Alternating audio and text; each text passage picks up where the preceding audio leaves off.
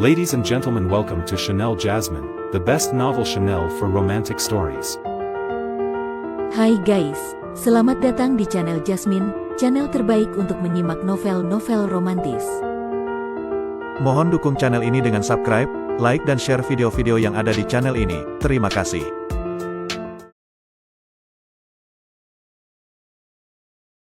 Kaisar Agung Seni Bela Diri Bab 946. Berdasarkan pembagian yang dibuat oleh Kaisar Dunia Bawah, Luo Xiu merasa itu sangat masuk akal.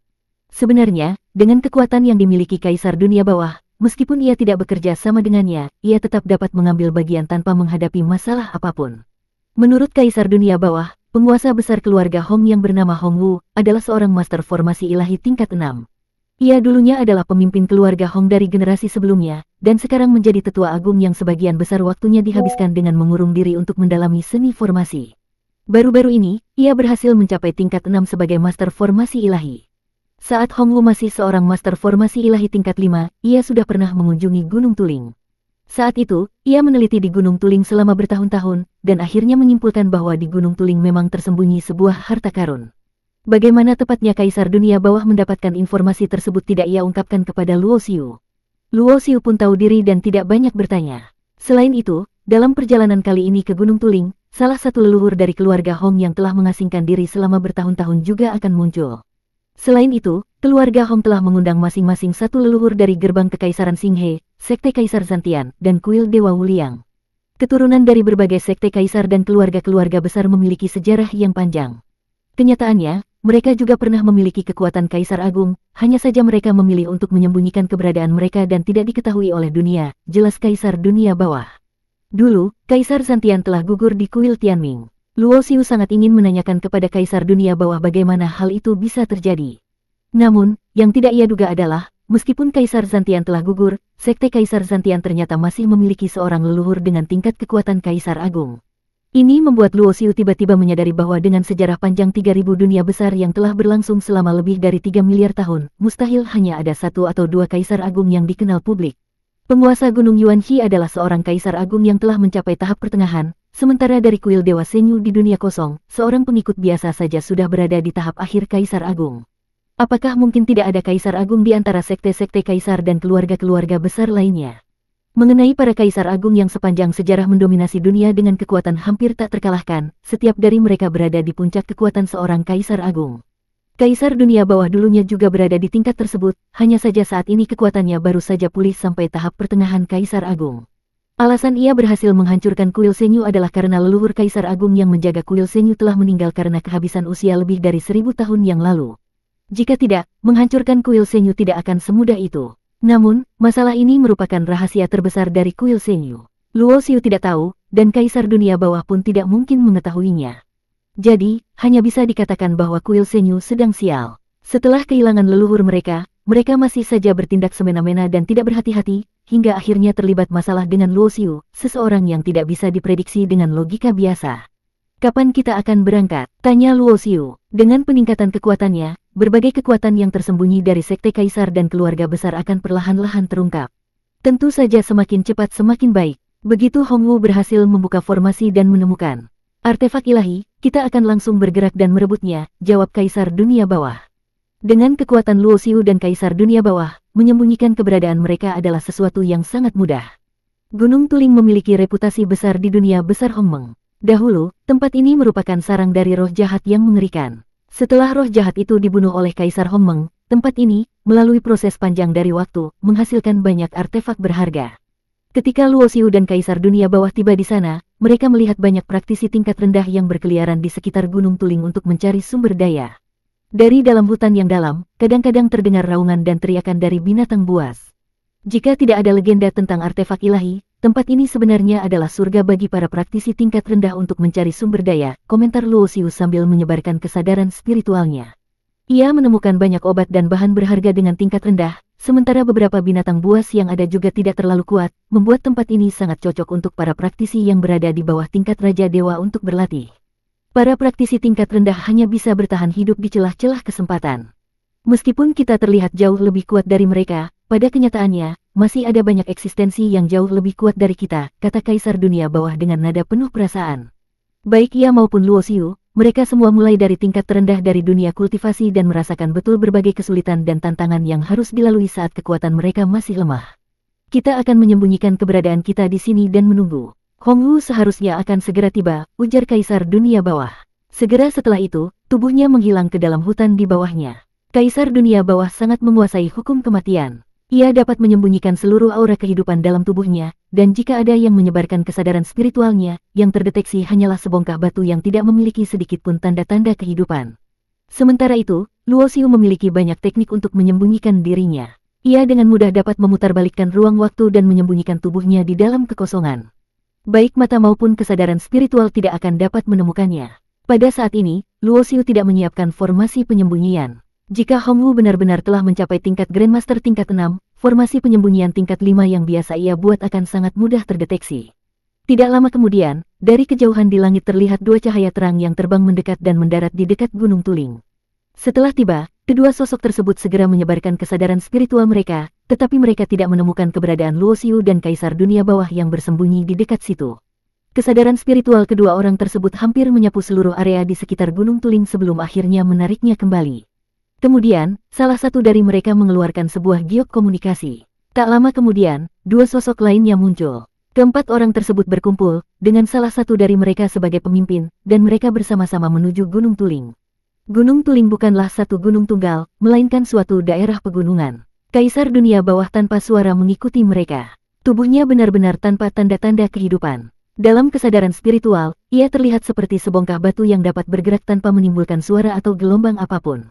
Keempat orang di depan sangat berhati-hati. Mereka secara berkala menyebarkan kesadaran spiritual mereka untuk mengawasi sekeliling. Setiap kali ini terjadi, Kaisar Dunia Bawah akan segera berhenti tanpa melakukan gerakan apapun. Dibandingkan dengan teknik penyembunyian, Luo Xiu jauh lebih unggul daripada Kaisar Dunia Bawah. Dengan menggunakan teknik yang menggabungkan hukum ruang waktu, ia hampir menyatu dengan hukum tersebut. Kecuali ada seorang Kaisar Agung yang sangat menguasai hukum ruang waktu, tidak mungkin ada yang bisa mendeteksi keberadaannya. Meskipun ia sangat percaya diri dengan teknik penyembunyiannya, Luo Xiu tetap sangat berhati-hati. Sedangkan Kardislar ditempatkan di dalam kuil reinkarnasi olehnya karena Kardislar tidak memiliki teknik penyembunyian yang hebat. Orang yang berjalan paling depan, tanpa perlu dikatakan lagi, pasti adalah Hongwu dari keluarga Hong. Luo Xiu tidak menggunakan kesadaran spiritualnya untuk menyelidiki, tapi hanya dari auranya saja ia sudah bisa merasakan bahwa Hongwu bukan hanya seorang master formasi ilahi tingkat 6, tetapi kekuatannya sendiri juga berada di tingkat Kaisar, mungkin sekitar tahap kedua Kaisar Agung, yaitu di tahap awal Kaisar Agung. Mengikutinya ada 3 orang lainnya. Salah satunya adalah seorang lelaki tua dengan alis putih panjang, memiliki kekuatan di tahap pertengahan Kaisar Agung dan berasal dari gerbang Kekaisaran Xinghe. Lalu, ada seorang pria parubaya bertubuh kurus dengan wajah yang tampak seperti diukir dengan pisau, memiliki kekuatan di tahap awal Kaisar Agung dan berasal dari Sekte Kaisar Zantian, dikabarkan merupakan adik dari Kaisar Zantian yang telah gugur. Orang terakhir adalah seorang leluhur dari kuil Dewa Wuliang. Yang mengejutkan Luo Xiu adalah bahwa leluhur ini tampak sangat muda, seperti seorang wanita berusia sekitar 20 tahun. Wajahnya sangat cantik, mengenakan gaun panjang berwarna ungu muda, tubuhnya memancarkan cahaya yang samar. Kekuatan yang dimilikinya juga berada di tahap awal Kaisar Agung. Dari keempat ahli Kaisar Agung tersebut, yang memiliki kekuatan tertinggi adalah leluhur dari gerbang Kekaisaran Xinghe. Namun, kekuatan sejati seorang praktisi di tingkat yang sama tidak bisa diukur hanya dari tingkatannya. Siapa yang benar-benar lebih kuat belum bisa dipastikan. Hongwu yang berjalan paling depan terus-menerus menggerakkan tangannya, merapal berbagai formasi yang rumit. Ia berjalan beberapa langkah, lalu melayang di udara untuk mengukir simbol-simbol formasi ke dalam kekosongan. Terkadang ia juga mengeluarkan bendera formasi dan piringan formasi untuk diletakkan di tempat-tempat tertentu. Ini adalah pertama kalinya Luo Xiu melihat seseorang menggunakan teknik mengkondensasi formasi menjadi simbol dengan begitu mahir. Dari sini saja sudah dapat terlihat bahwa tingkat penguasaan formasi Hongwu tidaklah rendah, dan teknik formasi yang ia pelajari pasti merupakan warisan tingkat tinggi. Ketika pertama kali tiba di Gunung Tuling, Luo Xiu sempat mengamati sekilas formasi yang ada di sana. Seluruh area Gunung Tuling yang berada dalam jajaran pegunungan ini dipenuhi dengan berbagai jenis formasi dan pembatas. Formasi-formasi ini saling terhubung satu sama lain. Karena tidak punya cukup waktu untuk menguraikannya dengan seksama, Luo Xiu segera menarik kembali kesadaran spiritualnya ketika Hongwu dan ketiga orang lainnya tiba. Luo Xiu dapat melihat bahwa untuk membongkar semua formasi di tempat ini, Hongwu pasti telah mempersiapkan diri dengan sangat lama. Semua bendera formasi yang ia lemparkan terbuat dari bahan tingkat 5 yang sangat banyak. Tanpa dukungan dari sekte besar seperti keluarga Hong, mustahil bagi siapapun untuk melakukan hal semacam ini. Seiring waktu berlalu, bendera formasi yang dilemparkan oleh Hong Wu sudah mencapai ratusan jumlahnya. Jumlah ini jauh lebih banyak daripada bahan yang digunakan Luo Xiu ketika dulu mencoba melemahkan formasi pengunci hukuman langit Changtian, bahkan 10 kali lipat lebih banyak.